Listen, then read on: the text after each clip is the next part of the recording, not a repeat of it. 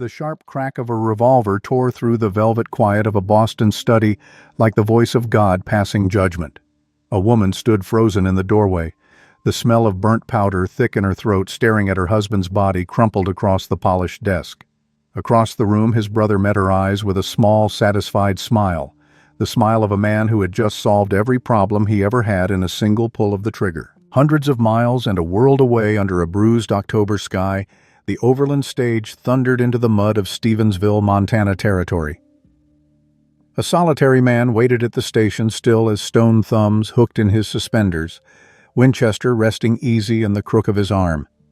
The Bitterroot Mountains rose behind him, dark and unforgiving, already whispering of winter.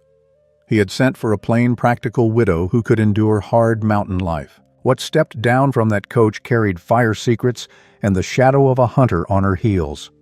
The West had swallowed better men than him for less, and now it had her. The stagecoach was late. Eli Crow had been standing in the same spot for 2 hours. Same post, same patch of mud, same gray October sky pressing down on Stevensville like a boot heel on the back of a man's neck. He didn't fidget, didn't pace, didn't pull out his watch more than twice, and both times he put it away without really registering what it said. He just stood there with his thumbs hooked into his suspenders and his Winchester resting easy in the crook of his arm, watching the road the way a man watches a river patient reading the current, waiting to see what it carries. He was good at waiting. 10 years in the Bitterroots had made him good at most uncomfortable things. Around him, Stevensville moved through its Thursday morning business with the particular low energy of a town that had never quite decided what it wanted to be. Miners with dirt permanently ground under their fingernails argued about claim boundaries that hadn't changed in 3 years. A rancher haggled with the feed merchant over a price both of them already knew. 2 women outside the dry goods store exchanged information with the focused efficiency of a military briefing. A dog slept in the dead center of the thoroughfare with the absolute moral confidence of an animal that had never once been hurried by anyone and did not intend to start now. Eli watched all of it without watching any of it. His mind was on the letter in his breast pocket, not reading it. He had it memorized, which had not been his intention, but had happened anyway. The way things you handle too often eventually wear themselves into you whether you want them to or not. 4 letters total from Hester Brigg of Nolan County, Missouri. Each one short, each one direct. No wasted language, no decorative sentiment, no apologies for taking up space in the world. The first letter had said, I am 36, parents deceased, farm sold to pay debts. I am looking for a practical arrangement with a practical man. I do not expect romance. I expect honesty and fair treatment. I can work. He had read it 3 times, put it down, picked it up, read it again. Then he wrote back. The correspondence had continued for 6 weeks. He had told her about the altitude, the winters, the isolation, the work required to keep a cabin functional above 4,000 feet when the temperature dropped below zero, and stayed there for months at a stretch. What the mountain demanded. What a woman living on it needed to know. What she needed to be. He had not softened any of it because softening it would have been its own kind of dishonesty, and he had no patience for that particular kind. She had written back, after his most detailed letter, the one about January temperatures, the one he'd written specifically to give her a real reason to change her mind if she was going to, and her response had been exactly 4 sentences. I have buried 2 mules and a father in bad weather. I expect I can manage a mountain. Send me the fare if you're serious. I won't wait long. He had smiled at that, alone in the cabin in the dark by himself. A real smile, the kind he'd almost forgotten the mechanics of making. He had sent the fare the next morning. Train and stagecoach all the way from Missouri. That had been 8 weeks ago. And now he was standing in the mud of Stevensville with something occupying the location in his chest where anticipation would have been had he been willing to call it that, which he was not. This was practical. That was all. He needed a partner for the winters. Someone who could run the cabin while he was on the trap lines. Someone who understood at the cellular level that survival was not a romantic concept. It was a daily negotiation with a mountain that did not care whether you lived or died, and the only winning strategy was competence. Hester Brigg sounded competent. That was enough. That was in fact exactly enough. The cloud of dust appeared at the far end of the main thoroughfare just before 10 o'clock. The overland stage came down the road with its usual combination of momentum and controlled chaos. 6 horses lathered from the last stretch, the driver leaning back hard on the brake lever with one boot braced against the footboard, the heavy Concorde coach swaying through the ruts like something barely contained and vaguely proud of the fact. It hit the stop in front of the station with a lurch that threw a wave of mud and gravel across the boardwalk. Amos, the station master, yanked the door open before the wheels had fully stopped turning. First out the traveling salesman, loud, soft-handed, complaining immediately and specifically about his back-the-road the driver and the general moral failure of the American stagecoach industry. Then the assayer from Missoula, looking like a man who had spent the journey reconsidering most of his major life decisions. Then a rancher Eli half recognized from somewhere south of Darby. Eli waited, adjusted his weight, watched the door. A hand appeared on the doorframe, gloved, dark gray wool, practical. Good start. He was already filing it, already assembling the first real data point about the actual woman as opposed to the woman in the letters when the rest of her followed the hand out of the coach. And Eli Crow, who had not been surprised by anything in approximately 7 years, felt the entire architecture of his expectations come apart in the space of a single breath. She was not Hester Brigg. He knew it before he knew anything else about her. Before he had processed a single visible detail, before his brain had finished forming a coherent thought. The knowledge arrived ahead of the reasoning, the way certain kinds of danger arrive not through the mind, but through something older and quieter that has been running in the background since before language existed. She was not Hester Brigg. She was young, mid to late 20s, round-faced and full-figured, her body pressing softly against the seams of a gray wool traveling dress that had been made with the intention of covering a great deal and had achieved the result of covering everything except what she was actually feeling.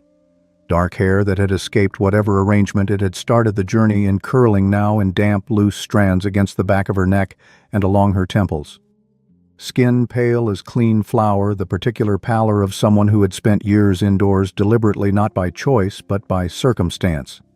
Cheeks flushed deep red, from the heat of the closed coach maybe, from the effort of the journey maybe, or from something else entirely, from the specific experience of stepping out of a dark enclosure into a street full of strangers who had all in the space of 1 second turned to look at her. And they were looking, every single one of them, the miners, the rancher, the women from the dry goods store who had been mid-sentence about something else entirely and had simply stopped. Amos, the station master, with his hand still on the coach door and his mouth slightly open.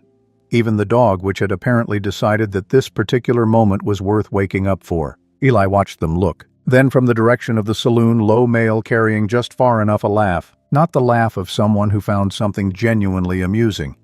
The other kind. The kind that isn't really a laugh at all, but is a specific form of commentary on a woman's body delivered in a register designed to ensure she hears it while making it difficult for her to respond to it without seeming unreasonable. The woman heard it. Eli knew she heard it because he watched the precise moment she decided not to react. Not the flinch of someone caught off guard. The practiced, deliberate stillness of someone who has spent years developing a policy toward this exact category of sound and whose policy was, do not give it the dignity of your attention. That told him something. He filed it. Then he looked at her eyes. Green. Sharp. Moving across the street with a sweep that was methodical, deliberate, and had absolutely nothing in common with the overwhelmed gawking of a person encountering a new place for the first time. She was not taking in the scenery. She was cataloging it. Exits, distances, faces. She was doing the thing Eli did every single time he walked into a town. The automatic survival inventory. The instinctive mapping of threat and escape route. The deeply ingrained habit of someone who had learned at some specific cost that safety was not something ambient. It was something you located. Precisely, quickly, before someone else located you. And then her eyes found him. He didn't move, didn't look away, just held the contact with the steady level regard of a man who was paying attention and had no particular feelings about being seen doing it. She held it back. For 3 full seconds, neither of them did anything at all. Then she squared her shoulders. A small movement, precise and intentional, the physical equivalent of a decision being made, and she walked directly toward him.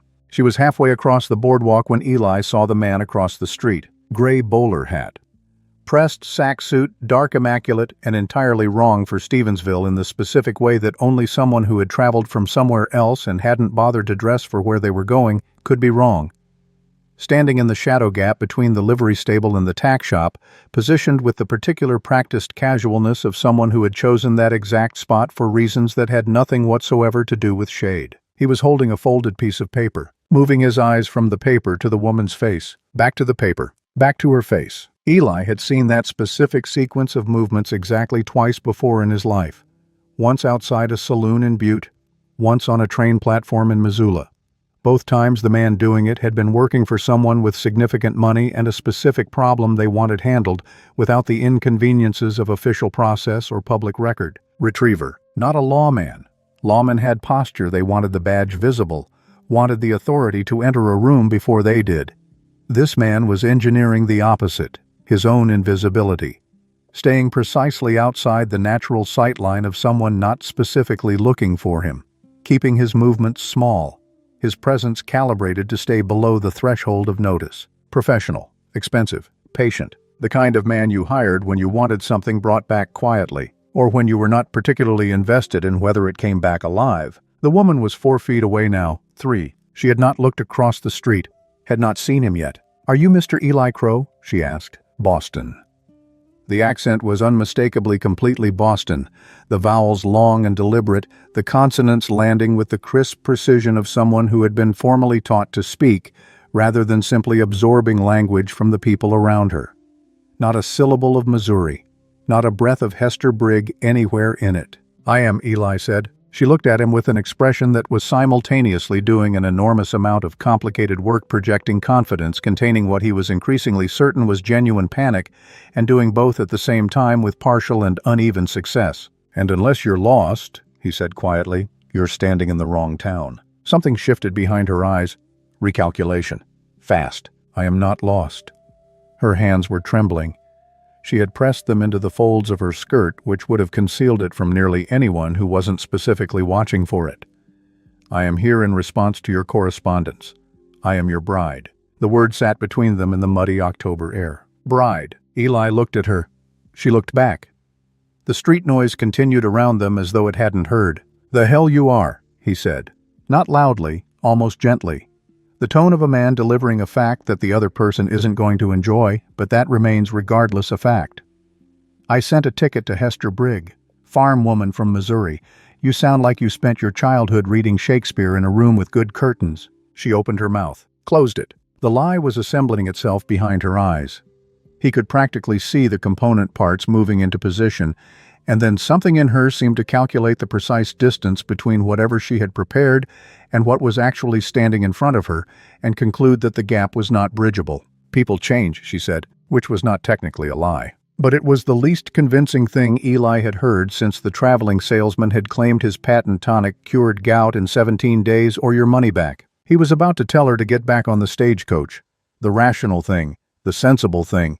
Send her wherever she'd come from, wait for the next stage right to Missouri and find out what had become of Hester Brigg. Then he looked across the street. The man in the gray bowler had taken 2 deliberate steps out of the shadow.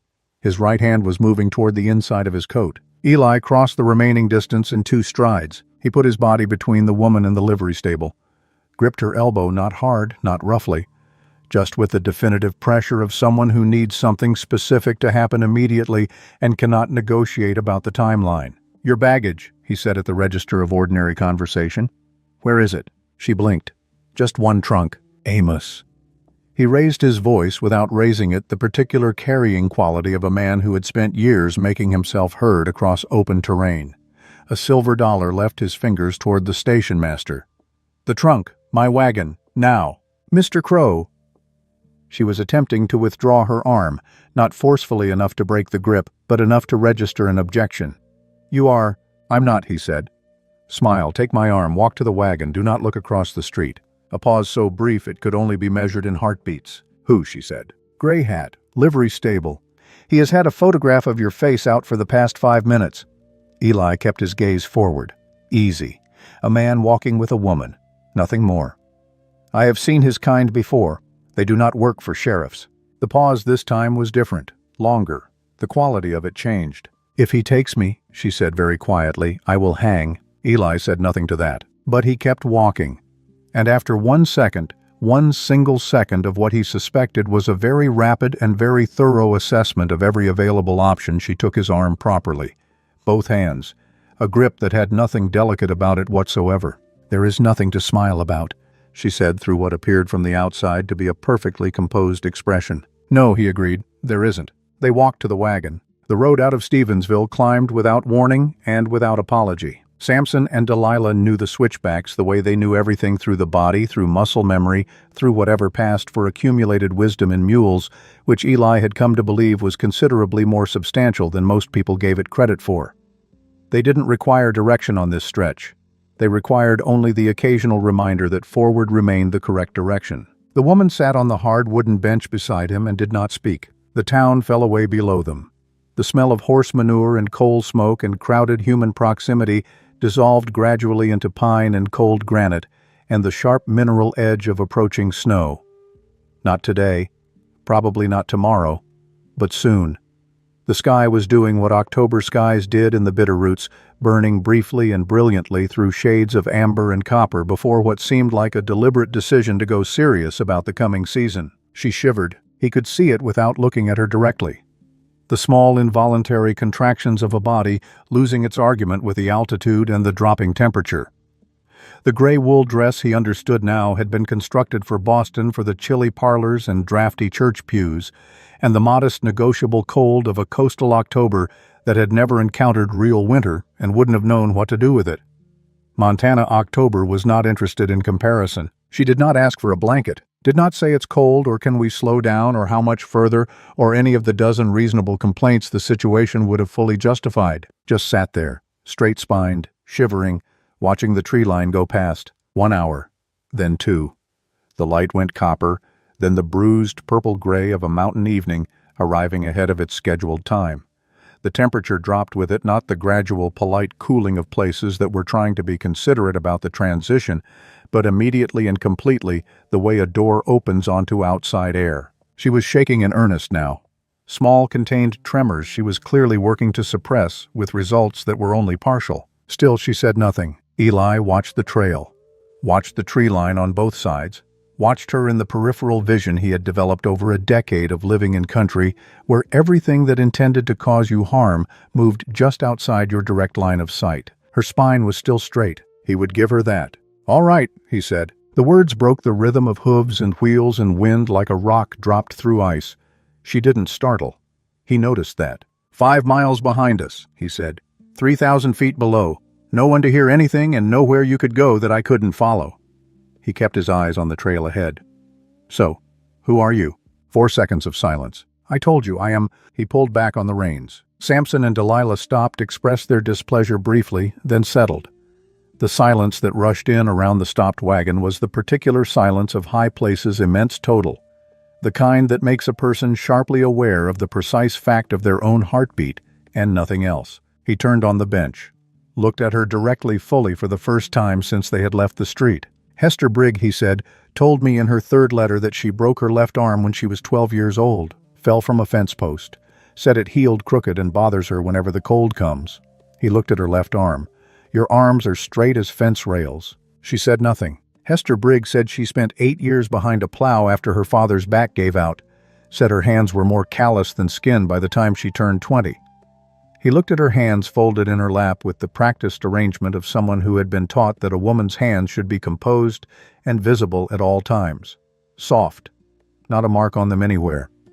"You have never spent a single day behind a plow in your life." Still nothing. "I have half a mind," he said, quiet and completely level, "to turn this wagon around and deliver you directly to the man in the gray hat. So I will ask you one more time, and this is the last time I will ask it. Who are you? And what happened to the woman I paid for?" She flinched, not at the threat itself, at something beneath it, some specific combination of words that found an exact location she was protecting and landed there precisely. Then her shoulders came down, not in defeat, more like the controlled, deliberate release of a performance that had been costing a significant amount of energy and had now been rendered completely pointless by circumstances. She reached up and pulled the pins from her hair, let it fall around her shoulders. She did it without drama, without self-consciousness, the way you remove a coat when you have finally made it inside somewhere warm and the pretense of not being cold is no longer serving any purpose. "My name is Viola Calloway," she said. Her voice had changed shape, still Boston. But the clipped, maintained architecture of it had loosened, and underneath it was something tired. Not the tiredness of the road or the journey, something considerably older than that. "I bought your ticket from Hester Brigg," she continued. In St. Louis, at the station. She was sitting on a bench with your letters in her lap crying. She had lost her nerve, entirely terrified of coming to the mountains to marry a man she had never met. She wanted to go home but had spent the extra money you'd sent her on a new dress and couldn't make the fare back. "So you paid her," he said. $50. She gave me the ticket, the routing papers, and all 4 of your letters. A pause. "I read them on the train. All of them. 3 times, she said. I wanted to understand what I was walking into." He looked at her in the last of the amber light. She looked back. The shadow between them on the bench seemed deeper than it had any reason to be. "What were you walking into?" he asked. "Somewhere no one would think to look," she said, simply, as though this were the most obvious thing in the world to want. "Your advertisement said the cabin was miles from anyone, isolated, high altitude, difficult to reach in winter." A small pause. "Those were precisely the qualities I needed. And the plan was to do what exactly? Pass yourself off as Hester Brigg until spring. Work off the debt of the ticket," she said. "Keep your house through the winter, leave in the spring when it was safe to move again." He stared at her. Work off the debt. She was sitting on his wagon in a dress that had never been near a cookfire, with hands that had never gripped a splitting maul, calmly explaining her intention to work off the debt. "Can you light a wood stove?" he asked. "A beet. I skin a rabbit. I chop a cord of firewood. Salt a side of venison. Make it through a January morning when the temperature goes to 30 below zero and the stovepipe freezes solid and the only water available is what you can melt from snow, 1 bucket at a time." She pressed her lips together. "I learned quickly," she said. "The mountain," Eli said, and he meant it in the flattest, most literal sense possible, "does not give credit for potential. A woman who cannot run a wood stove in January does not make it to February. This is not a metaphor. It is cause and effect." "I have survived worse than cold," she said, the way she said it. Quiet. Completely flat. Without a single syllable of request for sympathy or invitation for follow-up questions. The delivery of someone stating a fact that belongs entirely to them and is not on offer for public interpretation. Eli looked at her face in the failing light, beneath the exhaustion, beneath the fear she was managing with the specific practiced efficiency that only develops through long practice. There was something else. The particular settled heaviness of a person who has been carrying something very heavy alone for a very long time and has been doing it for so long that they have stopped being able to imagine what the absence of the weight would feel like. He recognized that. He knew it from the inside. He pushed the recognition down and kept his face neutral. "What did you do?" he said. Not an accusation, just the next question that needed answering. She turned and looked at the tree line. The pines were going black against the purple of the sky. Somewhere in the dark mass of them a branch snapped under the first accumulating weight of ice, the mountain making its ordinary sounds. "My husband was Edmund Calloway," she said. "He owned Calloway Freight out of Boston. Rail and shipping, 3 lines, 2 harbor companies, a considerable amount of money moving through a considerable number of hands." She said it the way you recite the contents of someone else's house accurately without attachment. "He was 58 when we married. I was 25. Eli said nothing. "His half-brother is a man named Aldous Vane," she continued.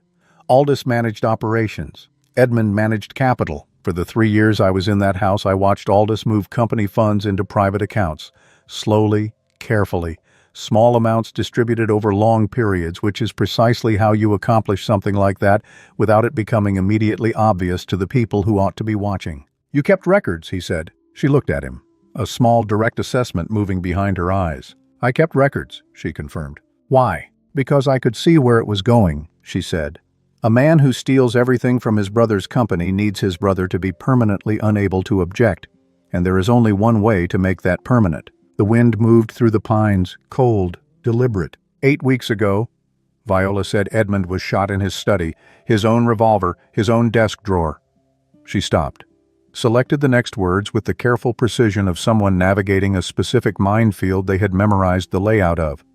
"I was in the house. I heard the shot. I came downstairs. Aldous was standing in the doorway of the study. Edmund was on the floor." A pause. By the time I understood what had happened, the account of what had happened was already complete and in circulation. Aldous had been cultivating the household staff for months, the cook, 2 maids, the night man. All 4 of them gave identical statements to the same police inspector within the same hour. They said they saw me come down the stairs holding the revolver. "And did you?" "I came down the stairs," she said. "I had heard a shot fired in my house. I was running toward it." Something moved through her face, fast contained, filed somewhere internal. "I was not holding anything." But 4 witnesses said otherwise. 4 witnesses who had been compensated to say otherwise, she said, by a man with considerably more money than I could access and considerably more established relationships with the Boston City magistrates than the administration of justice should have permitted. She paused. The trial lasted 4 days. The verdict took 3 hours.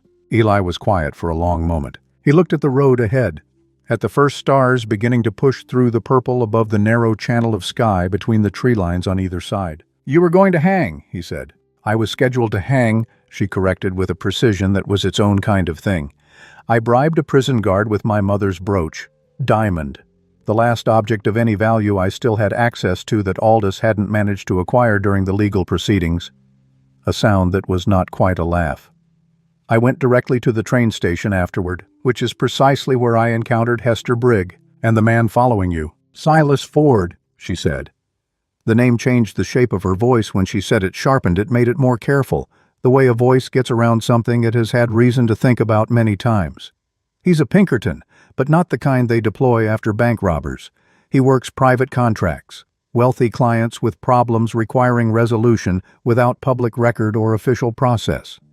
She reached into the front of her dress and produced a folded paper, held it toward him. He took it, unfolded it with one hand, keeping the reins in the other. Even in the near dark he could make out what it was. The printed form, the legal language, the name, the amount. $5,000. "Dead or alive?" Viola said. Her voice was absolutely level. "The alive portion exists because Aldous requires a body to close Edmund's estate properly. He does not require the body to be intact." Eli refolded the paper, returned it. He reached behind the bench and pulled out the heavy buffalo robe he kept there for cold runs, threw it across her lap without ceremony or comment. She looked at it, then at him. "You will freeze in that dress before we reach the cabin," he said. "Mr. Crow." "Eli." She pulled the robe around herself.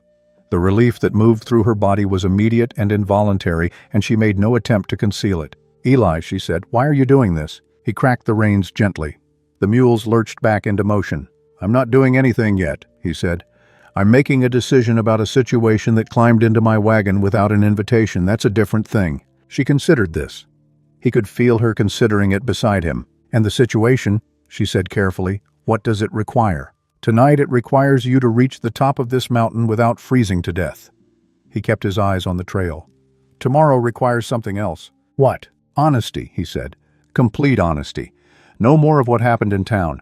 If you are going to be in my cabin, I need to know everything that is actually coming behind you." A pause. "And if you decide what's coming is more trouble than it's worth," she said, "you'll take me back down." "I haven't decided anything yet," he said. "That's what tomorrow is for." The mule's breath steamed in the cold air. The stars were fully out now, brilliant and indifferent, the way stars looked up here when the clouds were gone with no city light to compete with. "I kept copies," she said. He glanced at her. "Of the records I kept on Aldous. The account numbers, the transaction dates, the shell companies he used, the names of the bank officers involved." She had the notebook out of her dress pocket, small dark green, the leather worn soft at the corners from handling. She held it for a moment before tucking it back. "This is a copy. The original was sent to the office of the U.S. Attorney General in Washington 6 weeks ago, posted from St. Louis before I boarded the train." She paused. "A second copy went to a lawyer in Providence whose discretion Edmund relied on for 20 years. A third went to a journalist in New York who has been attempting to investigate Callaway Freight for 2 years and has been blocked at every turn." Eli looked at her. She looked back. "I did not come here to hide," she said quietly. "I came here to wait.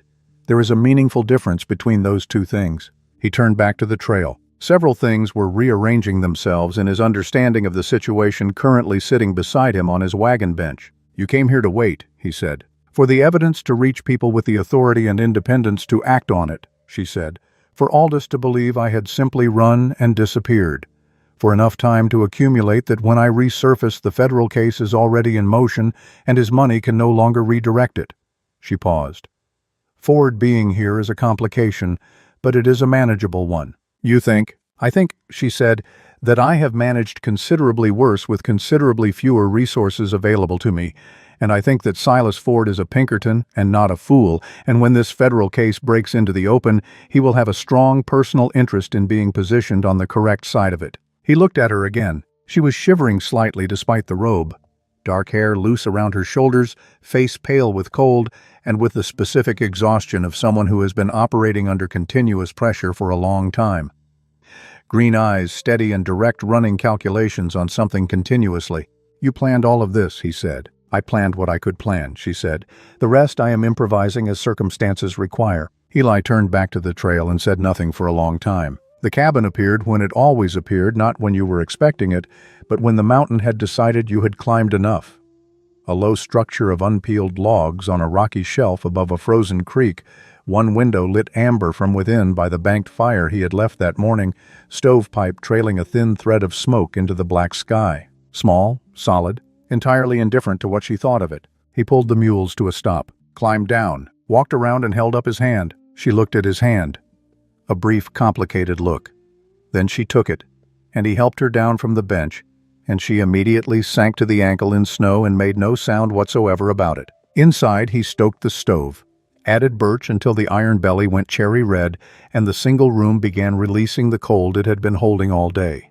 The smell of warm iron and pine smoke spread through the space. She stood in the center of the room and looked at it. He let her look. One room, rough log walls, the iron stove with its flat cooking surface, the wooden table with two mismatched chairs, the iron pot hanging on its hook, his tools arranged on their pegs, ordered by size and function, with the precision of a man who had never had anyone to blame for disorganization except himself, and had therefore eliminated it.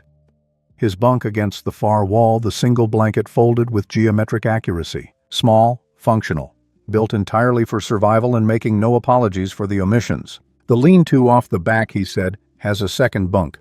I'll put blankets. The stove heat comes through the shared wall, stays above freezing, even in the worst weather." She nodded. "I'll need you up at first light," he said. "There is work regardless of everything else." She nodded again. He went to the door, stopped with his hand on the frame. "Viola," he said. She turned. "Silas Ford followed you here," he said. "To the middle of nowhere, in October, with winter coming in behind him." He let that sit for a moment. "He is not going to stop." "I know," she said. "So whatever you are waiting for," he said, "it needs to get here before he does." She held his gaze. Something in her expression that was not hope exactly. More like the look of a person who has already fully accepted the worst available outcome and is therefore free to work toward the better ones without the particular paralysis of fear. "I know," she said again. He went out. The lean-to was cold and smelled of pine resin and old rope. Viola Calloway sat on the edge of the rough bunk with two blankets pulled around her shoulders and the buffalo robe across her lap and the green notebook open in her hands. She didn't read it. She knew every page. She sat and listened to the mountain. It was not quiet. She had expected quiet, had imagined the silence of a remote place as something total and restful. The silence of a room with the door firmly closed. This was nothing like that. This was a living sound, complex and layered. The creek below the cabin frozen at the surface and still moving underneath, talking to itself in a low, continuous murmur. The wind in the pines shifting register as the temperature continued to fall. The crack and settle of wood contracting in the cold. An owl somewhere above the rock shelf calling once precisely and then going silent. And through the shared wall, Eli Crow, moving with the quiet economy of a man who had lived alone long enough that his movements had developed their own grammar. The clink of a cup being set down, the scrape of a chair, a sound she couldn't identify, then nothing. Then the particular quality of silence that meant a person on the other side of a wall had stopped moving and was either reading or thinking or staring at the ceiling with something on his mind. She thought about the look on his face when he had said she died anyway. The controlled nothing behind his eyes. The practiced quality of it.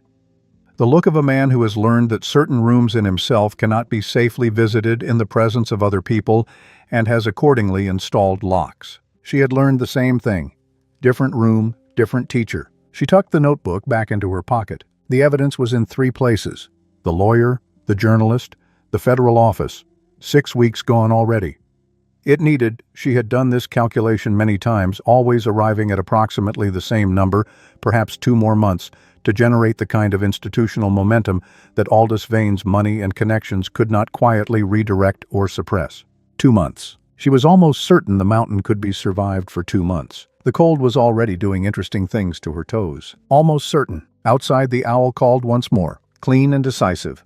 Then nothing. The mountain settled into its night, and Viola Calloway, who had survived 3 years in Edmund Calloway's house, and 4 days of a Boston courtroom, and 6 weeks of moving across a continent with $5,000 on her head, pulled the blankets tighter and closed her eyes. Slept, without dreaming, which was the first mercy in a very long time. She was awake before the knock. She heard his boots on the frozen ground outside, unhurried, even the gait of a man for whom morning was not an event requiring management but simply the next portion of continuous work, and was already sitting up rebraiding her hair when his knuckles hit the lean-to door. "Light's coming," he said through the wood. "I know," she said. A brief pause. "Coffee's on." Another pause. "Thank you," she said. She heard him walk away. The creak of the main cabin door. The particular quality of silence left by someone who has said precisely what they intended to say and has no interest in adding to it. She finished the braid, put on the wool dress, straightened her spine, looked around the lean-to, the rough walls, the single hook, the bunk with its 2 blankets pressed smooth, and went inside to find out what the mountain required of her. She was about to find out. The flapjacks were on fire, not metaphorically, not approaching fire. Actually genuinely producing real smoke that was filling the cabin with the specific smell of something that had passed irrevocably from the category of food into the category of evidence. Viola stared at the iron skillet. The iron skillet stared back. "Take it off the heat," said some portion of her brain. The portion that had apparently been observing this situation, developing for the past 40 seconds with increasing concern, and had been too polite to intervene until now. She grabbed the handle, without the cloth. The sound she made was not a word. It was not anything that had appeared in any of the considerable literature she had read across her 28 years of extensive reading. She dropped the skillet. The burning flapjacks hit the floor. The skillet landed beside them with a sound approximating a small artillery piece. From outside, the chopping stopped. Silence. Then, after exactly the right pause, the chopping resumed. He had heard. He had made the active decision not to come in. She was not entirely certain whether this was kindness or indifference, and she found that she was not certain which one she would prefer it to be. She looked at the flapjacks on the floor, black on one side, completely raw on the other. She had achieved both simultaneously, which she suspected required a specific and unusual talent for failure that most people did not possess. She picked up the skillet with the cloth this time, put the flapjacks in the slop bucket, started again. That was day 1. Day 2 was the firewood. Eli had demonstrated exactly once: set the log on the block, hand here, weight, distribute it here, let the axe do the actual work rather than fighting it. The log had split into 2 clean equal halves like something that had been waiting its entire existence for precisely this moment. Simple, she had thought. She had been wrong in a way that was almost artistic in its comprehensiveness. The first swing hit the side of the log and glanced off into the snow. The second swing hit the chopping block itself and sent a vibration up both arms that she felt distinctly in her back teeth. The third caught the log at an angle that sent it spinning sideways across the yard, where it came to rest against the fence post with what she could only describe as an air of wounded dignity. She went and retrieved it, set it back on the block, swung again and again and again. On the 7th swing, something shifted, not in the wood but in her arms. Her shoulders, in some arrangement of weight and angle she had finally stumbled into, and the log separated. Not cleanly, not the way his had, more of a traumatic rupture than a split. But it was 2 pieces where one piece had been. She looked at them. Good enough, she thought. Good enough is a place to start. She stacked them, went back for another log, began again. From somewhere across the yard, Eli watched her for approximately 4 seconds before returning to whatever he had been doing. He did not help. She did not ask him to. She was beginning to understand the nature of the arrangement they had arrived at without ever formally discussing it. She attempted things. She failed at them. She attempted them again. He did not intervene unless the situation genuinely required intervention for reasons of actual survival, and he maintained a very high threshold for what constituted actual survival. She was developing respect for the threshold. She was also discovering that she had essentially no idea what she was capable of until she was required to find out, which was under the circumstances an interesting thing to be learning about yourself at 28. The blizzard arrived on the 4th day without providing any of the advance warning Eli had told her it would give. "Watch the West Ridge," he had said. "When the cloud formation comes over it a certain way, you have approximately 2 hours." She had watched the West Ridge. She had apparently watched the wrong portion of it because the sky was blue at breakfast, and by noon the world had ceased to exist beyond a radius of roughly 20 feet, and the wind was making sounds against the cabin walls that she could only classify as personal. Eli came in from the barn with snow packed into every surface of his coat and a look on his face that communicated nothing at all, which she was learning was itself a form of communication containing a great deal. 2 hours, she said. Clouds moved fast today, he said. I watched the ridge. Wrong part. She looked at him. He looked at her. I'll show you the right part, he said, when it clears. That was the entirety of the conversation on the subject. The blizzard lasted 3 days. 3 days of wind that located every gap in the chinking and inserted itself with what felt like deliberate personal intention. 3 days of snow reducing the single window to a white rectangle of absolute nothing. 3 days of the cabin existing in the peculiar state of being simultaneously too small for 2 people and too large for the warmth the stove could produce in the hours between feeding it. They developed out of pure necessity a choreography. He kept the bunk. She took the lean-to with the extra blankets he had added after the first night he had apparently heard her shivering through the wall, had said absolutely nothing about it, and had simply appeared the next morning with 2 additional blankets draped over the lean-to door. No comment offered. She took them without comment. This, she was learning, was how things were communicated and received in this particular arrangement. During the days they moved around each other in the single room with the careful negotiation of people who were still in the process of mapping the other's geography. He worked at the table repairing trap springs, sharpening blades, doing the apparently endless maintenance that keeping a mountain operation functional required. She worked at the stove, or attempted to. Or she sat on the other side of the table and read the 2 books she had found on his shelf. 2 books. For a man who had been living up here for a decade. 2. One was a surveying manual from 1871. The other was a collection of Ralph Waldo Emerson's essays, so completely and repeatedly read that the spine had surrendered entirely and the pages were held together by habit and some residual optimism on the part of the binding. She read the Emerson cover to cover, then the surveying manual because there was nothing else, then the Emerson again from the beginning. He noticed on the second pass. You've read that, he said, not a question. I have read everything currently in this cabin, she said. A pause. I have more books, he said. In the storage box under the bunk. I rotate them. She stared at him. He went back to the trap spring he was working on. He rotates them, she thought. He is a man who rotates his books. She did not know what to do with this information, so she placed it in the category she had been quietly accumulating since arriving, labeled approximately things about Eli Crow that do not fit the first impression. The category was becoming quite full. On the second night of the blizzard, she burned the stew. Not entirely. Just the bottom third, which had adhered itself to the iron pot while she was reading and was now a permanent part of its internal geography in a way that was going to require extended negotiation to address. She scraped what remained, divided it between 2 bowls, put 1 bowl in front of Eli. He looked at it. She sat down across from him. He picked up his spoon. She watched him prepare to eat it and felt something tighten in her chest. Not embarrassment precisely, something older and more specific.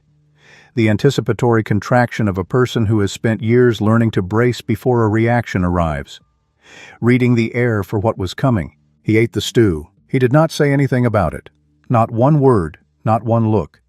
Just ate it with the same complete economy he applied to everything, and when the bowl was empty, he took both bowls to the wash basin and cleaned them. She sat at the table. He didn't say anything, she thought. And then, because she was alone inside her own head where honesty was unavoidable, Edmund would have said something. Edmund would have had a considerable amount to say. Edmund would have ensured specifically and at measured length that she understood exactly what he thought of burnt stew and the category of woman who served it. She looked at her hands on the table. Eli set the clean bowls back on the shelf. The bottom of a cast-iron pot, he said with his back still to her, needs more fat than you'd expect, especially in cold weather.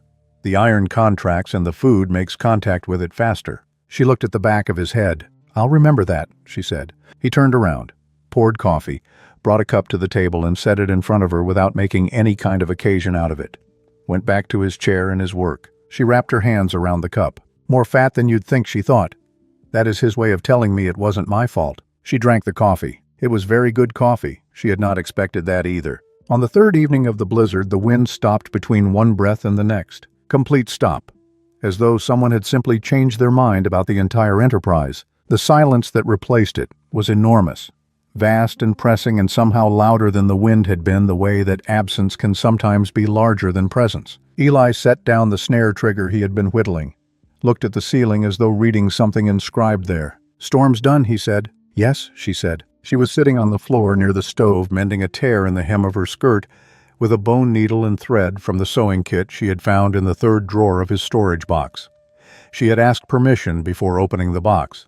He had said go ahead in the tone of someone who had not anticipated being asked. The fire cracked and settled. Eli looked at her. Not the quick cataloging glance he usually used, a longer, more direct look, the kind that followed a decision made to follow through on something before the decision reversed itself. "Silas Ford," he said. Her hand stopped. The needle pricked her thumb.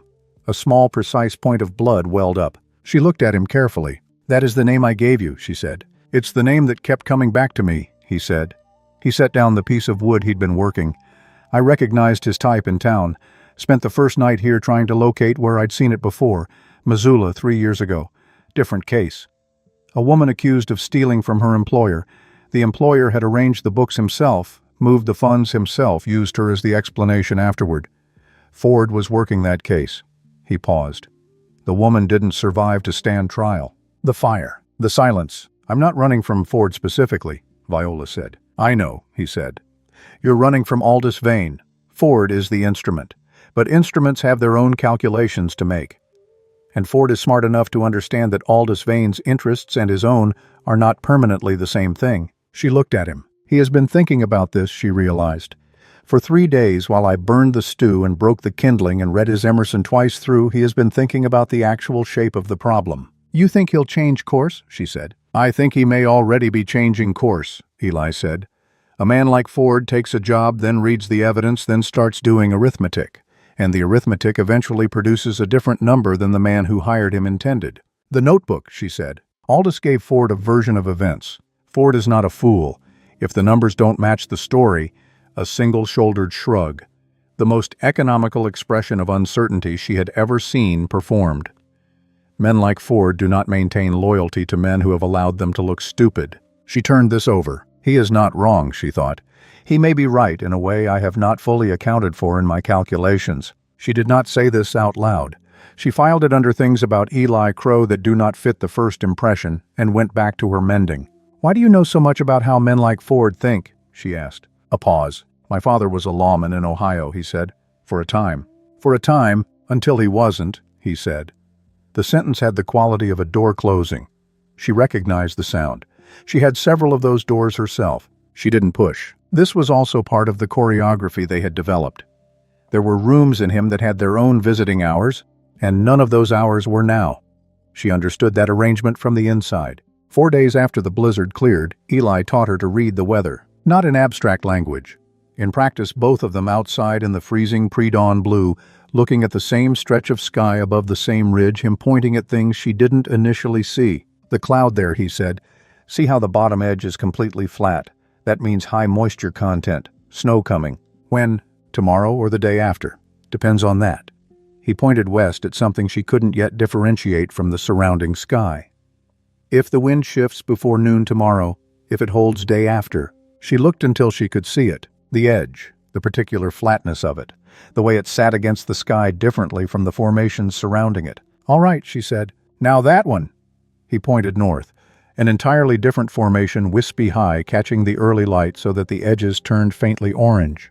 "What does that tell you?" She looked at it for a long time. "I don't know yet," she said. "Fair answer," he said. "Come back to it tonight, see if it's moved. Note which direction." She came back to it that night, stood outside in the dark and cold and located where the cloud had been found, what she believed was it in a different position, tracked the direction of movement, told him at breakfast. He listened, nodded once. "Correct," he said, and poured her coffee without being asked. She looked at the coffee cup. Correct. 1 word. 7 letters. Somehow the most satisfying thing anyone had said to her in years. The simplicity of it, the complete absence of qualification. This concerned her slightly. The concern passed quickly. She found the letter on a Tuesday. She had been looking for the spare candles. The ones he had mentioned were somewhere in the storage box under his bunk. She was working through the contents methodically when her fingers found something that was not a book and not a tool. Paper, folded many times, old enough that the creases had gone soft. She should have put it back without examining it further. She did not put it back immediately. She looked at it for 3 seconds, unfolded it just enough to see the opening line, "My dearest father." She folded it back, put it exactly where her fingers had found it, sat back on her heels on the cabin floor. A woman's handwriting. Careful, rounded, the letters formed with the consistency of someone who had been taught penmanship and had taken the instructions seriously. Old enough to have yellowed at the edges. The paper had the specific texture and color of something kept for a long time and handled often. "My dearest father." She thought about Eli's face when he had said she died anyway. The glass behind his eyes. The practiced maintained nothing of a man who has learned that certain things cannot be taken out in company. She thought about the way he moved through this cabin around the storage box without opening it, past the corner of the room where the box sat without looking directly at it, the way water moves around a fixed object in a stream. Not avoiding exactly, just flowing another way because the other way had become natural. She got up, found the candles, put them on the shelf, did not mention the letter at dinner, did not mention it in the days that followed. But she carried the knowledge of it with her, the way you carry something that belongs to someone else, something you have no right to set down, because acknowledging you are setting it down means acknowledging you were holding it. The conversation happened on a Wednesday night, 12 days after she arrived. She had been expecting it the way you expect weather that has been building visibly for days. The conditions had been accumulating. The pressure had been rising. It was only a matter of when it finally broke. They were at the table. He was working a trap spring. She was attempting to write a letter she had no way of sending, not really writing, more assembling sentences in her head and putting down the fragments that would hold still, which felt like trying to build something out of materials that kept changing dimensions. "Tell me about Edmund," he said. She put the pen down. Not a question. Not a demand. A door opened and held the decision of whether to walk through it entirely hers. She looked at her hands. "Edmund Calloway was a precise man," she said. "He liked everything in its correct place. He had extremely clear ideas about what the correct places were." A pause. "I was one of those things." Eli said nothing, just worked the trap spring. Patient in the specific way of a man who has learned that patience is not the absence of something, but the presence of something, a skill practiced, maintained. "My father owed Edmund a considerable amount of money," she said. "Shipping debt. My father had backed 3 vessels lost in the same storm off Nova Scotia in 1877. Edmund held the notes. When the time came to call them, he made a different proposal." She looked at the fire. "He would clear the debt entirely, in exchange for an introduction to his daughter." A beat. He was specific about which daughter he meant. The fire cracked. "I was 24, she said. He was 57. I understood the offer completely. I understood what refusing it would mean for my father." She paused. "I'm not telling you this for sympathy. I am telling you because the rest of it doesn't make sense without it." "I'm not offering sympathy," Eli said. "I'm listening." She looked at him. He was still looking at the trap spring, the line of his jaw, the steadiness of his hands. "He was not physically violent," she said. "I want to be accurate about that. He was cold, indifferent in a way that is its own particular category of damage. I was furniture in his house, expensive furniture expected to appear correct and not to develop opinions about its situation." She touched the pen on the table, moved it a fraction. "I developed opinions anyway. I developed them quietly and I kept them to myself." "The notebook," Eli said. "The notebook," she agreed. "Aldous came into the business in our 2nd year of marriage. Edmund trusted him with an uncomplicated completeness. They had the specific loyalty of men who share a father and nothing else, which is sometimes stronger than ordinary loyalty because it has something to prove." She paused. "I noticed irregularities in the accounts within 6 weeks of Aldous arriving. I began keeping records within 8 weeks. You knew where it was heading?" "I suspected. I spent 18 months hoping I was wrong." The fire. The wind outside doing what wind did. "I was not wrong." Eli set down the trap spring, looked at her directly. "Why didn't you leave before it came to this?" he asked, "when you saw what Aldous was building toward?" She met his gaze. "Because leaving required money I had no independent access to," she said. "Because the law in Massachusetts in 1880 does not view kindly a wife who leaves without cause she can document before a court. Because my father was alive until last year and Edmund still held the original notes against him, and I was not prepared to—" She stopped, began again. "Because disappearing without the evidence meant letting Aldous win without consequence. I was going to leave in January. The money was saved. The route was planned. I had the contact in Providence who would help move the evidence to the federal level. A small, dark sound that was adjacent to a laugh. Edmund was shot in November. Eli looked at her for a long, still moment. Then he picked up the trap spring again. You were 2 months short, he said. Yes, she said. One word, the full weight of everything contained in it. She waited for his face to rearrange itself into some version of managed sympathy. The expression she had learned to dread in other people, the one that said how terrible, while the eyes calculated how inconvenient for me. The one that wanted her suffering to be useful before it acknowledged it. He did not do any of that. He just worked the spring, and she sat across from him, and the fire burned steadily down, and the silence between them was not empty. It was full of something she did not yet have a precise word for. Something that sat differently in her chest than the weight she had been carrying.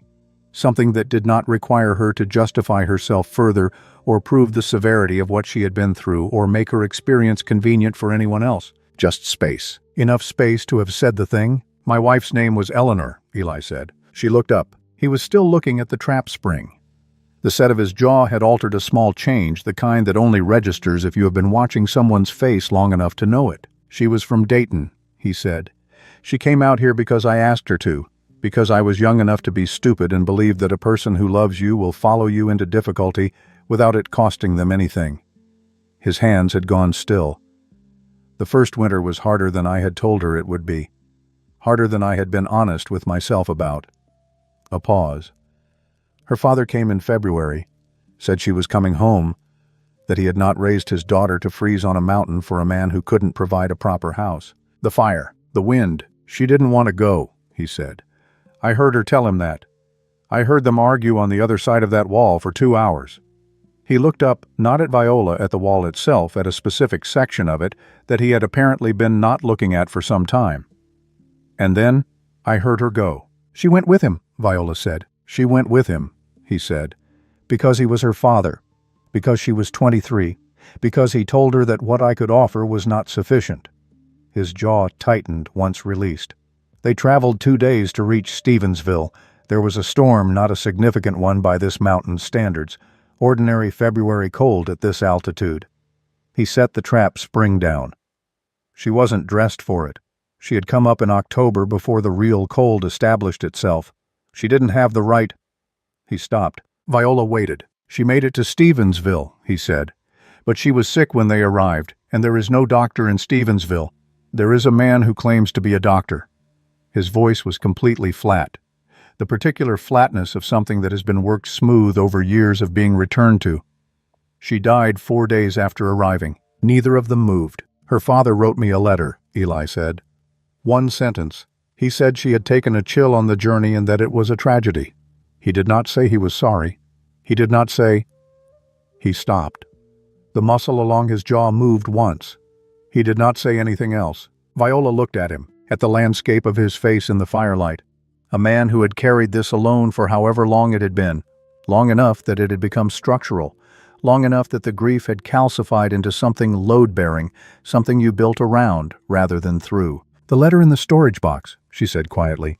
It's hers. He looked at her. She held the look. I found it by accident, she said. I did not read it. I put it back where it was. A pause that stretched. I know, he said. You know, I know where it is at all times, he said. Simply, as though this were the most unremarkable thing. I always know. She thought about that.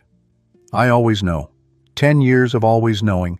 10 years of a grief that does not diminish but transforms, becomes part of the architecture of a life.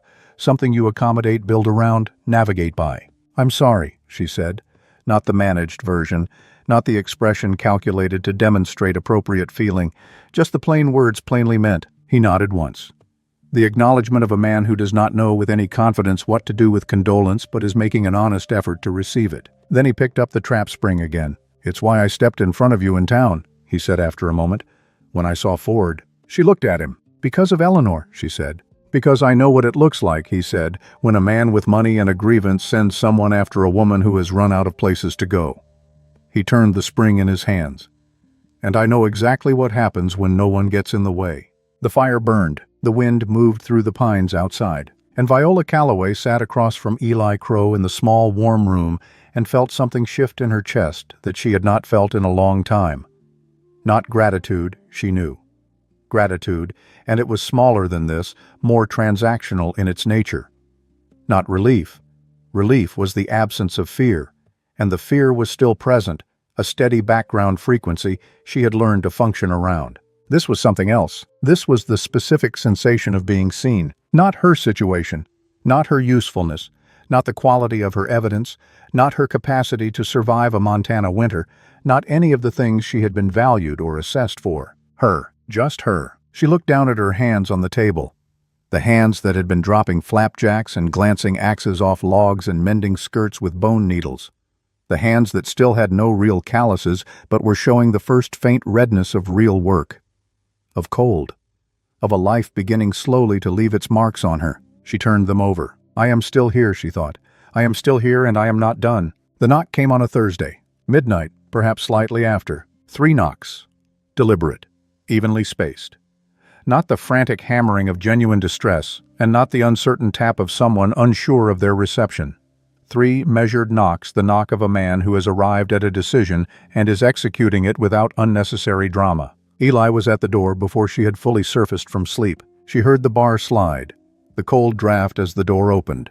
Then a voice she recognized immediately, even through the fog of interrupted sleep. Controlled, professional, precisely calibrated. Silas Ford. She was up and across the lean-to floor before she had consciously decided to move. Wool dress, bare feet on the frozen boards. She reached the lean-to doorway and stopped. Ford stood in the open door. His hat was in his hand. His coat was open, both hands visible and deliberately empty, held in a configuration that communicated surrender without actually pronouncing the word. Eli had the Winchester, not raised, but present, in his hands. In the specific way that communicated this exists, we are both aware of it, and the next 30 seconds will determine what relevance it has. Ford looked past Eli, found Viola in the lean-to doorway. Mrs. Calloway, he said. Mr. Ford, she said. I'd like to have a conversation, he said. One conversation. You're welcome to keep the rifle on me throughout. This last was addressed to Eli in the tone of a man who finds the condition reasonable rather than insulting. Eli looked at Viola. She looked at Ford. He came alone, she thought. He left the 2 men Aldous sent with him wherever they are, and he climbed this mountain alone in the dark in January without his hat. That is either the most dangerous thing or the most honest thing I have encountered in recent memory, and I need to determine which one it is in approximately the next 5 seconds. She thought about what Eli had said. Men like Ford don't stay loyal to men who've made them look stupid. She thought about the math, the evidence in 3 locations. The federal case building its own momentum somewhere she could not see. Come in, she said. Eli's jaw set, but he stepped back. Ford came in. He stood in the center of Eli Crow's cabin with snow on his boots and both hands still visible, and his face doing something she had not anticipated. Not threat. Not the professional blankness of a man executing a contract. Something that looked in the lamplight very much like a man who has been doing arithmetic for 3 weeks and has finally arrived at a total he does not like. I've been reading the notebook, Ford said. The copy, Viola said. The copy, he agreed, which aligns with the summary Aldous Vane provided me before I accepted this contract. He paused. Except in 17 places. Eli said nothing, just held the Winchester and watched. 17 places, Viola said. 17 places where Aldous's account and your numbers tell fundamentally different stories, Ford said. 17 places where the discrepancy cannot reasonably be attributed to bookkeeping error or faulty recollection. He looked at her steadily. 17 places where one party is lying and the numbers are not the ones doing it. The fire. The silence. What do you want, Mr. Ford? She said. I want to not be standing on the wrong side of a federal case when it breaks, he said. Simply. The honesty of a man who has decided that pretense is no longer worth the energy required.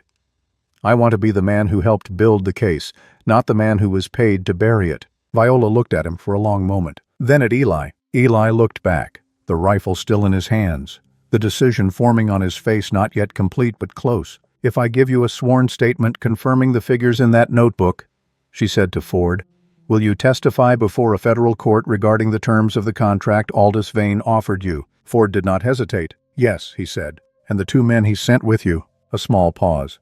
They go back to Denver tonight.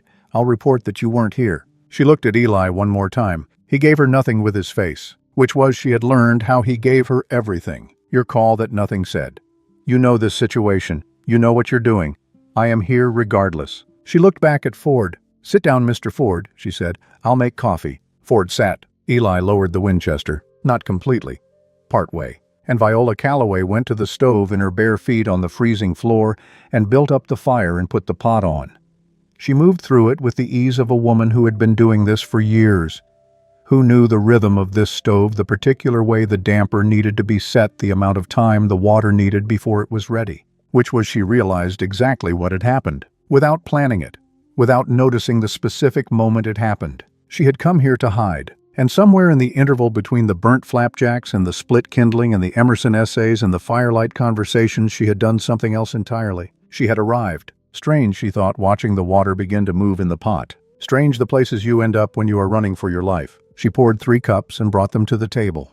The morning they came, the sky was the color of a fresh bruise. Purple at the edges, deep and wrong in the way that a sky is wrong when it is carrying more than weather, when the pressure behind it has a quality that makes the air itself feel different against the skin. Viola had learned to read the mountain. She saw it at first light when she stepped out of the lean-to with the water bucket.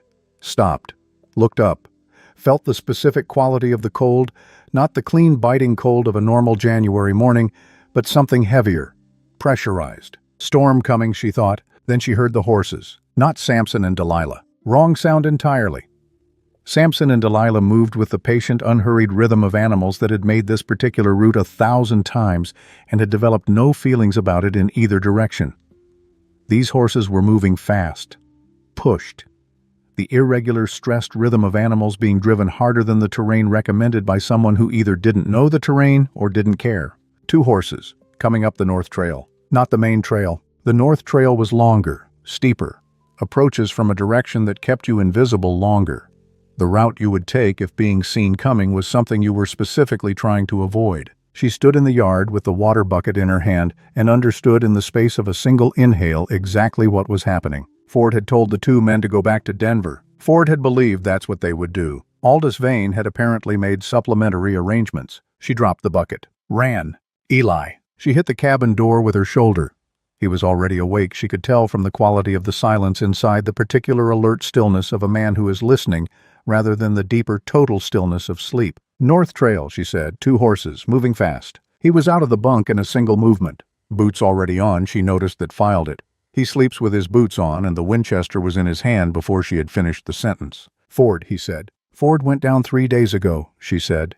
These aren't Ford's horses. Different sound, different pace. He looked at her for exactly 1 second. Get inside, he said. Bar the door. Eli. Bar the door, Viola. He went out. She barred the door. Then stood in the middle of the cabin and thought as fast as she had ever thought about anything. All right, think. 2 men on horses on the North Trail. Eli is in the yard. Eli has the Winchester. Eli also has the hunting knife on his belt and the splitting axe. She ran the inventory, which was last seen against the chopping block in the yard. The chopping block is outside. Eli is outside. She is inside a barred door, which is a defensive position, which is intelligent, except Eli is 1 man, and there are 2 of them. And a man like Aldous Vane does not hire the kind of men who lose a 2-to-1 engagement. She looked at the wall above the mantel. The shotgun, double-barreled. Eli's spare. Heavy enough that the first time she had taken it down 2 weeks ago when he had insisted she familiarize herself with every weapon in the cabin.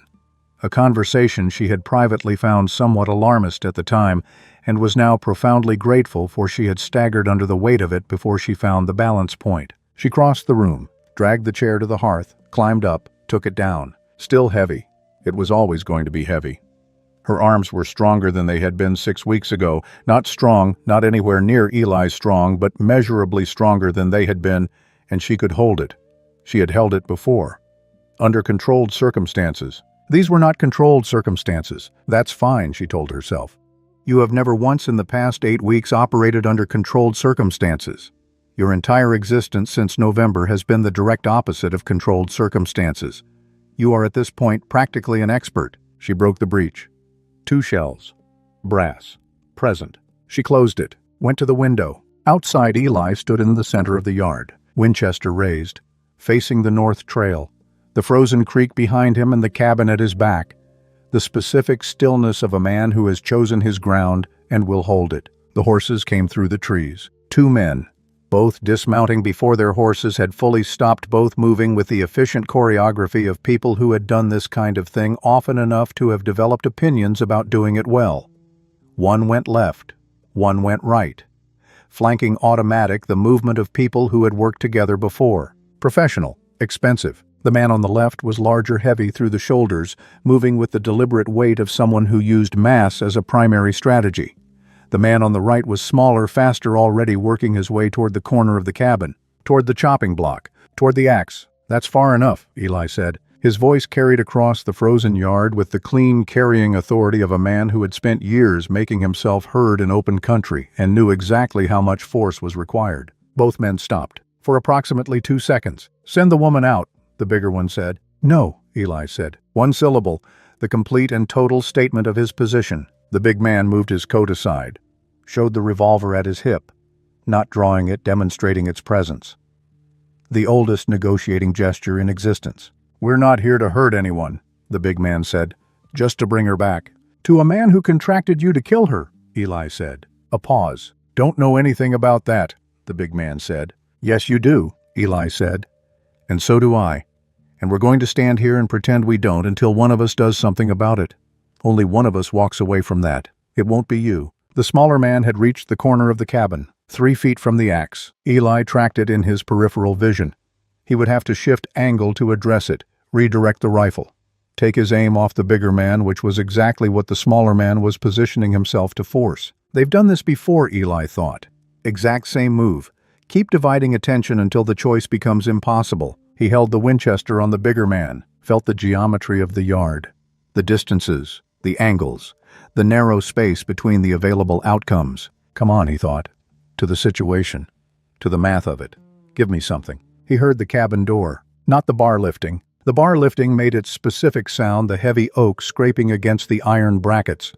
A resonant groan she heard every morning for 6 weeks and would have recognized anywhere. This was that sound, followed by the creak of the door on its hinges, followed by the particular quality of silence that descends when everyone in a yard simultaneously recalibrates. Viola Calloway stepped onto the porch. The shotgun was at her shoulder, both hammers back, the barrel aimed at the bigger man in the center of the yard, 40 feet, which she knew was within effective range because Eli had told her the effective range of a double-barrel 12-gauge on a calm day, and she had retained the information completely the way she retained all numbers, whether she intended to or not. Her arms were shaking, not from fear, from weight and distance and the physics of holding something this heavy at shoulder height.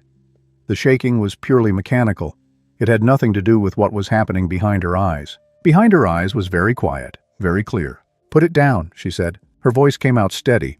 This surprised her somewhat. The big man looked at her. Really looked the quick professional assessment of someone evaluating a new variable, determining whether the threat was real or performed. He made a decision. "You're not going to fire that," he said, almost paternal in his tone, the voice of a man explaining something self-evident to someone who has not yet understood it. "Kick alone would put you on the ground, and we both know it." "I know it too," Viola said. She fired. The sound reorganized everything. Not just loud, the absolute replacement of all other sensory information by one enormous fact. The kind of noise that makes you understand briefly and completely that you had not previously understood what noise was. The recoil hit her like a wall with velocity. Both feet left the porch boards.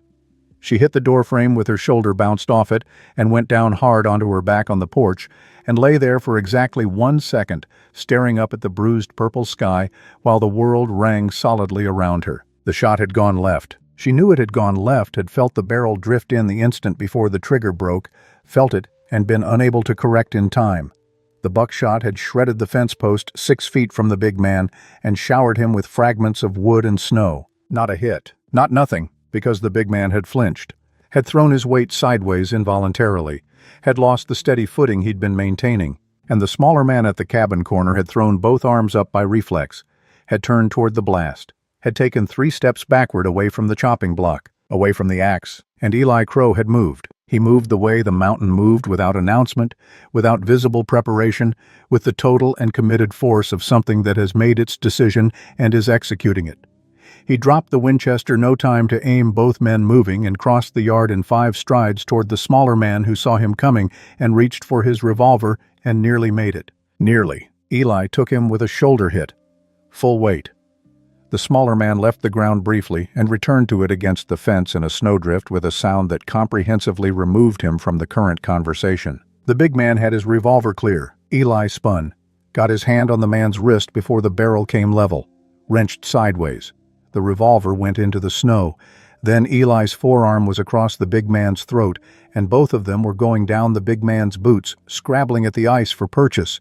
That the ice did not provide Eli's weight, driving him steadily back and down until the back of his head contacted the frozen ground and the scrabbling stopped. Eli pressed his forearm harder, not enough to kill, enough to make the available choice very clear. "Listen to me carefully," Eli said. His voice was completely calm. The specific calm of a man who has moved entirely past anger into something that is just clarity, just the immediate, uncluttered present. "You are going to nod," he said. "Then I am going to allow you to breathe. Then you are going to tell me who sent you and what the instructions were. Then you and your companion are going to walk off this mountain, and neither of you is coming back." The big man nodded. With the constraints available to him, Eli let him breathe. Viola had gotten herself vertical. This had required a specific sequence of steps: roll to one side, get a knee under, except that the shoulder was going to register objections for approximately a week, and that this was manageable stand. And by the time she was upright on the porch again, she was breathing hard, and her ears were processing the world through a sustained high tone, and her left arm was cooperating only partially. But she was standing. The smaller man was sitting in the snowdrift against the fence with the particular expression of someone from whom the fight has been thoroughly and completely removed, and who is currently reconsidering a number of things. When he saw her on the porch, upright, still in possession of the shotgun in the arm that was working, looking at him with an expression he apparently could not categorize, he raised both hands without being instructed to. Intelligent decision. She walked down the porch steps. Carefully. Her left knee was also registering a complaint, which made sense given that she had landed on it. She crossed the yard to where Eli was standing over the bigger man. The bigger man was breathing, not going anywhere. His eyes tracked from Eli to Viola and back with the rapid, frantic calculation of someone doing very fast arithmetic about his situation. "The letter," she said to Eli. He looked at her. "Aldous always sends written instructions," she said. "He doesn't trust people to accurately retain verbal directions. It's been a consistent habit for as long as I observed him. Edmund said once it would eventually cost him something." She looked down at the big man. "You have a letter in your coat." The man's eyes moved a small involuntary flicker toward the inside of his coat, which was all she required. She held out her hand. He reached inside, slowly, produced a folded envelope. She took it, opened it, read it. The handwriting was Aldous Vane's. She would have recognized it anywhere. She had spent 3 years in proximity to it. The particular forward slant, the way he formed capital letters with a slight additional flourish, that she had always read as the gesture of a man who believed elegance was a form of authority. The letter was dated 2 weeks prior, Boston, addressed to a man named Corbin, the bigger man she assumed. It outlined the objective in Aldous's precise, careful language: the retrieval of Viola Calloway née Marsh. It specified that retrieval was the preferred outcome, but that circumstances might necessitate alternative resolutions. It mentioned, without specifying, a supplementary payment for said alternative resolutions. And then at the bottom of the second page it mentioned Silas Ford. She read that paragraph twice. In the event that Ford has compromised the integrity of this operation, he is to be treated as an additional liability and addressed accordingly. Additional liability. She knew that phrase. She had seen it in Aldous's account ledgers in the internal communications she had read over Edmund's shoulder and retained. In Aldous Vane's operational vocabulary, additional liability had one meaning and one resolution. Ford was supposed to die on this mountain. She looked up at Eli. He had been watching her face move through the letter with the patience of a man who understands that some information requires time to actually land. "Ford," she said. "I know," he said. "He doesn't know." "No," he said, "he doesn't." She folded the letter, put it in her dress pocket alongside the notebook, alongside everything else she had been collecting since the second month of her marriage, when she had understood that her life had become a situation that required evidence. They sent Corbin and his companion down the mountain 40 minutes later. No horses, the horses they kept. No weapons. Their coats. Enough dried meat to make 15 miles in January a serious discomfort rather than a death sentence. She watched them go. 2 figures diminishing into white and gray, getting smaller, getting gone. She watched until there was nothing to watch. Then she turned and went to find Ford. He was at the lean-to door. standing with his hat in both hands and a look on his face that she had come to understand was his version of an open expression. For Ford, this was what unguarded looked like. She held out the letter. He read it. She watched him read it. His face did not change the way most faces would change reading a document that specified their own disposal. The hand holding the letter did not tremble. His breathing did not alter audibly. But his eyes, something moved through his eyes that was not professional, that was not controlled, that was over very quickly but was there. He folded the letter, held it toward her. "Keep it," she said. "This changes the nature of your testimony. This isn't only financial fraud anymore. This is Aldous Vane issuing a written order for the death of a Pinkerton agent. That is federal conspiracy. That is the kind of evidence that closes cases permanently and completely." "Yes," Ford said. "You understand that I need you in Helena," she said, "alive and prepared to speak under oath." "I understand," he said. "And you understand that I intend to make sure you get there." He looked at her then. Really looked. The way he had looked at her on that first street in Stevensville, comparing her face to the photograph, except now there was no photograph. Now there was just her. And whatever conclusion he arrived at about what he was seeing. "Yes," he said, "I understand that too." "Good," she said. "We leave tomorrow morning, before the weather breaks." She turned to go. "Mrs. Calloway," he said. She stopped. "The contract I accepted from Aldous Vane," he said. "I took it on the representation that I was retrieving a convicted murderer. That is the job. I don't—" He paused. His jaw moved. "I don't make a practice of—" "Mr. Ford," she said without turning around. "Yes, I know," she said. "I have known since the night you came to this cabin." A pause. "That is why I let you in."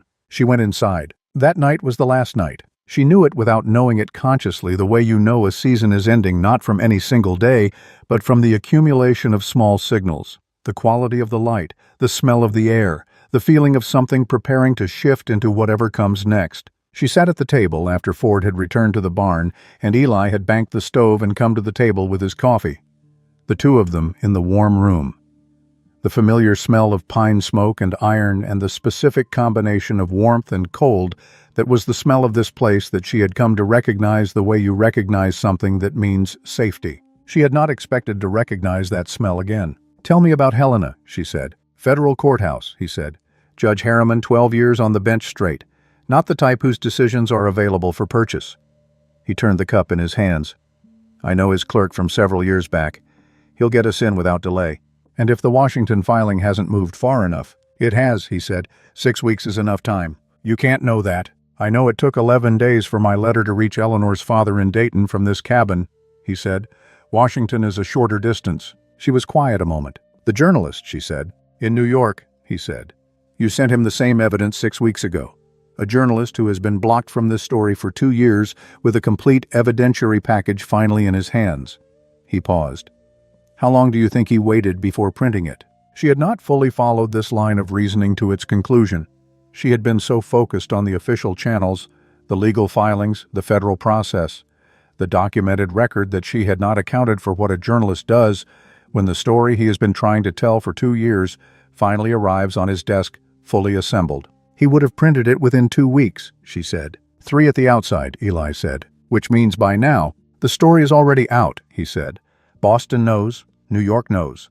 Aldous Vane isn't trying to silence a witness anymore. He's trying to silence something that has already been said in public." She sat with that. The story is already out. 3 years of collecting evidence in the margins of a life she had not chosen. 6 weeks of movement across a continent. 1 mountain, 1 blizzard, 1 man who had let her in because he knew from experience what happened when no one did. The story is already out. "He didn't know," she said. "When he sent Corbin, he had no idea about the journalist." "No," Eli said. "He sent those men to silence something that was already beyond silencing." "Yes." She looked at the fire. "He has already lost," she said. "He has already lost," Eli confirmed. The fire burned steadily. "And tomorrow," she said, "we go to Helena and make it official." She looked at her hands on the table. The redness of them. The small cuts from the kindling and the cold. The roughness at the base of her fingers that was not yet callous, but was clearly becoming something, the beginning of a physical record of the past 6 weeks, the mountain writing itself into her in the only language it had. She turned them over, looked at them. "I need to ask you something," she said. He waited. "When this is finished," she said, "when the case is made and Aldous is in custody and my name is cleared and I could return to Boston." She paused, looked at the fire. "What happens to you?" "What do you mean?" he said. "You brought a fugitive into your home," she said. "You interfered with a Pinkerton contract. You removed 2 hired men from this mountain and kept their horses." She looked at him. "Are there legal—" "No," he said. "You can't be certain of that. I know that Ford will testify to what happened here and why," he said. "I know a federal judge will not pursue a man for protecting a woman who is subsequently exonerated. And I know that this mountain is 3,000 feet above and 5 miles from Stevensville, and I have been making my own decisions up here for 10 years without asking anyone's permission." He turned the cup. "I'm not starting now." She looked at him. "You're not worried," she said. "I am always worried," he said. "I just don't let it make decisions for me." She almost smiled. "Go to sleep," he said. "We leave at first light. 3 days to Helena if the weather holds." She looked at the window. The sky had cleared while they'd been talking. Stars brilliant and close and overwhelming in the way stars are at altitude with nothing between them and you more than you could count or hold or comprehend. "Eli," she said. Thank you." A pause. "Don't thank me yet," he said. "You haven't ridden 3 days to Helena in January." She smiled then. A real one. The kind that begins before you decide to make it. "Good night," she said. "Good night," he said. She went to the lean-to. 3 days to Helena. She would remember the journey in pieces and images and sensations rather than a continuous narrative the way things that matter most embed themselves. Not as a story you can tell from beginning to end, but as a collection of moments you keep returning to. The cold of the first morning. Complete. The kind that makes the air feel solid, that turns every breath into a visible thing. Ford ahead of them on his horse, not talking.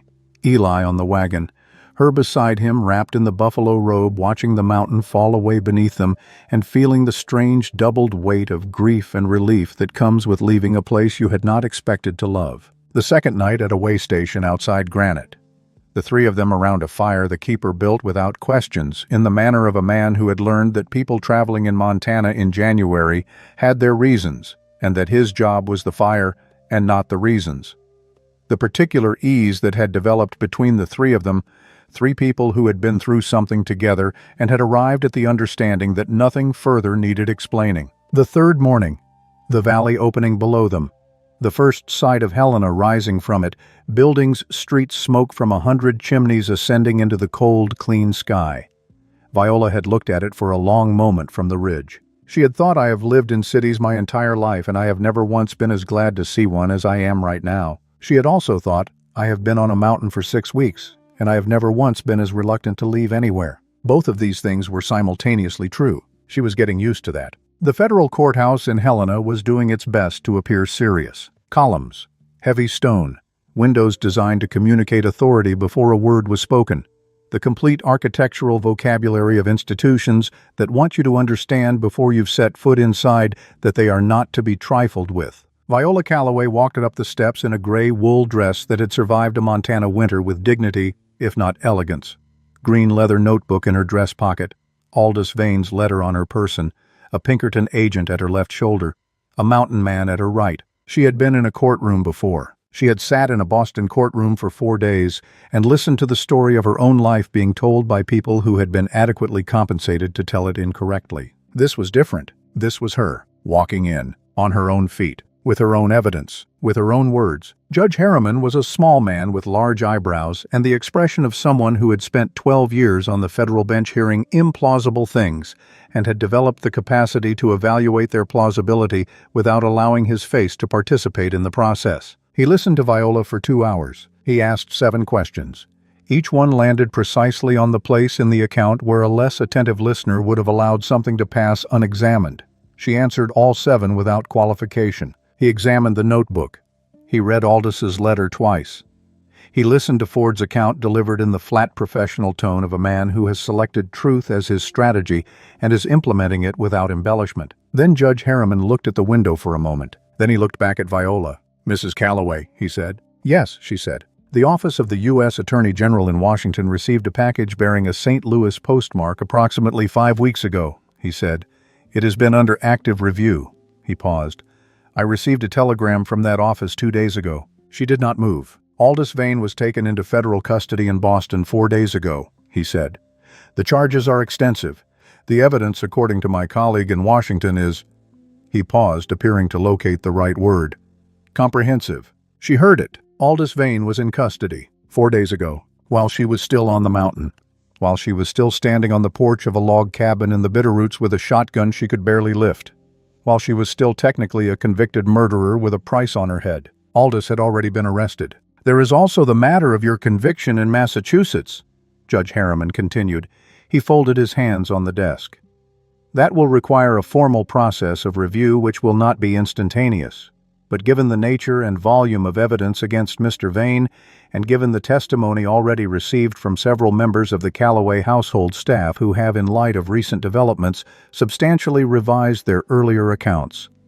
Another pause. "I do not anticipate the process being a lengthy one." "How long?" she said. "Weeks," he said, "not months." She nodded. He nodded. "You are free to go, Mrs. Callaway," he said. "You are not to leave the territory until the Massachusetts matter is formally resolved. But you are—" He looked at her over the considerable architecture of his eyebrows. "Free. Free." The word entered her chest and remained there. Not explosively, not with the force of something that has been held back and suddenly released. More like something that had been missing for a long time returning quietly to its correct location. Just present. Solid. Real. She stood. "Thank you," she said. He nodded again and returned to his papers. She walked out. Eli was in the corridor. He had not come in for the hearing, had offered once briefly, and she had said she didn't need him in there, and he had said all right and sat down on the bench outside the door, and that had been the entirety of the discussion. He was still on the bench when she came out. He looked up. She looked at him. She did not cry. She had not cried once in the past 6 weeks, and she was not going to begin now in a federal courthouse corridor with Ford 3 feet away, performing a credible impression of a man not paying attention. "Vane is in custody," she said, 4 days ago. Eli said nothing. "The Massachusetts conviction will be overturned," she said. "Weeks, not months." Still nothing. "I am free to go," she said, "pending resolution. I have to stay in the territory." He looked at her. The steady particular quality of his attention that she had been on the receiving end of for 6 weeks and had come to understand as his specific form of warmth. Not demonstrative, not decorated, just fully, completely there. "Stay in the territory," he said. "Yes." "Big territory," he said. "Yes." A pause. "Cabins in the territory," he said. She looked at him. He looked back. Not asking, not declaring, just noting a fact. The way he noted all facts plainly without adornment, and then waiting with complete patience to see what she did with it. She thought about the stars from the cabin window on a clear night, the silence of the mountain after a storm settled, the smell of pine smoke and iron and cold air that she had come to recognize as the smell of somewhere safe, the feeling of her hands rougher now, more capable, beginning to know the shapes of tools and wood and real work. She thought about the flapjacks in the slop bucket on the first morning. She thought about correct said over a coffee cup. 7 letters, the most satisfying word she had heard in years. She thought about a letter in a storage box that a man had kept for 10 years because the alternative was pretending it didn't matter, and he was not a man who pretended. She thought about Boston, the house, the life waiting to be reclaimed, the money, the legal standing, the return to the world she had come from. All of it available, all of it hers. And she thought about how in 6 weeks on a mountain she had not chosen, she had become for the first time something she had not known she was capable of being. Not furniture, not a wife, not a liability or an asset or a name on a legal document. Herself, working, learning, failing at specific things, getting up, trying again, making decisions, living in a body that was beginning to know itself differently, alive in a way she had not understood was possible until it was already happening. She looked at Eli Crow on his courthouse bench. "The flapjacks," she said. He blinked. Exactly once. "What?" "I've been doing something wrong with the heat," she said. "They keep burning on one side and staying raw on the other simultaneously, and I cannot work out what I am doing incorrectly." A pause, very small. "Cast iron heats unevenly if you rush it," he said. "You have to bring the temperature up slowly. Give the iron time to equalize. You could have told me that 6 weeks ago." "You didn't ask 6 weeks ago." She looked at him. He looked at her. "I'm asking now," she said. The corner of his mouth moved. Just slightly. The fraction of a smile she had seen exactly once before in the yard after everything, the one that had taken her completely off guard and that she had returned to in her mind more times than she had any particular intention of accounting for. "Take the wagon back slow," he said. "Cast iron's the same. Patience is the skill." That is very philosophical for a conversation about breakfast. "Most conversations are about something else," he said, "if you're paying attention." She looked at him for a moment longer. Then she stood and turned toward the courthouse door. "Eli," she said. Bring the wagon around." She heard him get up from the bench. heard his boots on the stone floor unhurried, even the particular gait of a man who has nowhere to rush because the work is simply always present, always there. She pushed open the courthouse door. The cold hit her, clean, bright. The honest, direct cold of Helena in January, less extreme than the mountain's cold, but still completely sincere about its intentions. She stood at the top of the steps and looked at the street, the town moving through its ordinary business, people and horses and wagons, and the ordinary, unremarkable noise of a place where ordinary life was occurring without crisis or urgency or a $5,000 bounty attached to anyone present. She breathed in, breathed out. She was 28 years old. She was standing on a courthouse step in Montana with bruised ribs and a green notebook in her dress pocket, and hands that were beginning to develop a working knowledge of axe handles. She had been a wife and a prisoner and a fugitive and a woman who could not make flapjacks without producing a small disaster. She was going to learn the flapjacks. She was going to learn everything else there was to learn. She was for the first time in her adult life going to choose what came next. She was going to choose it slowly and carefully, and with the full weight of someone who now understood at a level she had not previously accessed the precise and meaningful difference between surviving and living. The wagon came around the corner, Eli at the reins. Samson and Delilah moving with their usual dignified, experienced indifference to everything. The bench beside him empty. She walked down the steps, got up, sat down. He put the reins in her hands. She looked at them, then at him. "You're teaching me," he said, simply. She looked at the reins in her hands. Then she shook them gently the way he had shown her, clicked her tongue once. And Samson and Delilah, with the deep, patient sighing of animals who had seen considerably more than most and expected to see considerably more, still began to move. Down the street, out of Helena, back toward the mountain, which was waiting, which was always waiting, which did not care what you looked like or where you had come from or what anyone had ever said about you or how many times you had burned the flapjacks. It only wanted to know one thing, whether you were coming back. She was.